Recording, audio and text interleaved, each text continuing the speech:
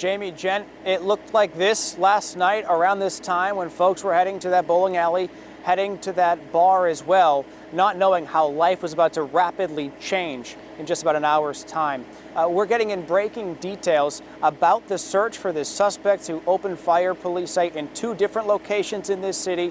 We have WMUR's Kelly O'Brien live in Bowdoin. That is where a home associated with the suspect, Robert Card, is currently being searched by the FBI. So Kelly, I know you're joining us live on the phone. What are you seeing this area? Describe for viewers what's happening right now.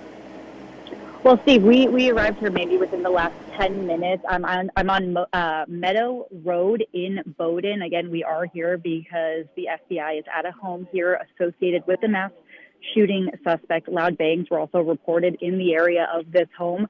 Currently, we really can't see a whole lot from where police are blocking this. It looks like there is a higher presence down the road where we're seeing, but police have blocked off where we are currently standing. We're in someone's driveway right now with dozens of other journalists.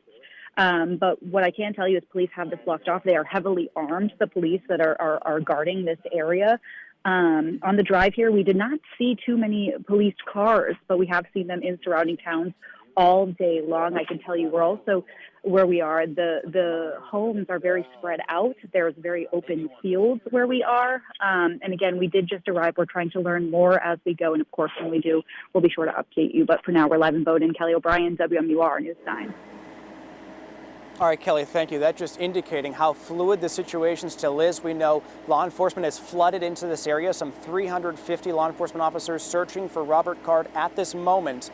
And because of that activity, that's why communities are under shelter-in-place advisories. Currently, 3 communities have these advisories. This is towns of Bowdoin, where the suspect lives, where Kelly was just talking about, as well as where I am here in Lewiston, where these 2 shootings occurred, and Lisbon. That is where the suspect's vehicle was found. All those places, about 25 miles or so, under these shelter-in-place orders. That's why it's so quiet here on the street.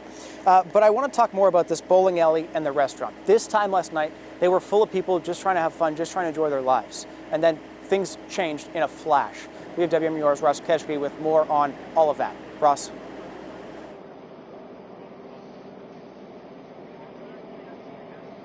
Yeah, Steve, this is one of those locations where people probably thought they were coming last night to enjoy a drink with friends or maybe dinner after a long day at work.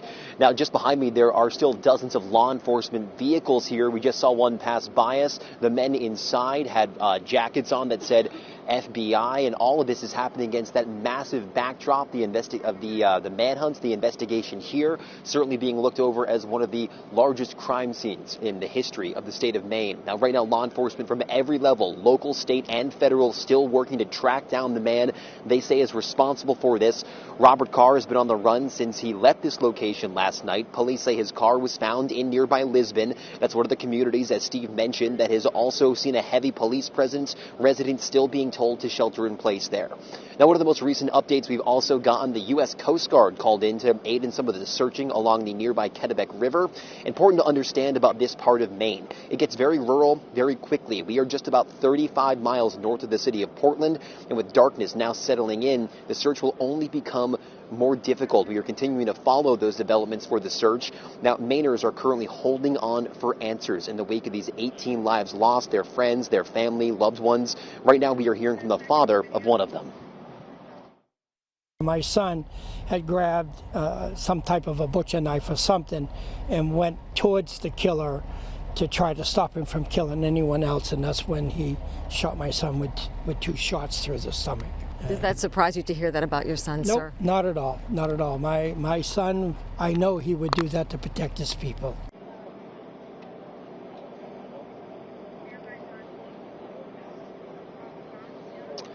And that man's son was actually working here at the bar and grill that we are now standing outside of, this large crime scene. Of course, so many stories like that, families, friends, loved ones now beginning to grapple with the immense loss here in the community of Lewiston. We're also going to continue to follow that search for the suspect, as well as speaking with people here in this community as they wonder when that search will finally be over, when they may be able to come together to begin to grapple with the loss that they are all now sharing. Live in Lewiston, Ross Ketchke, WMUR News 9.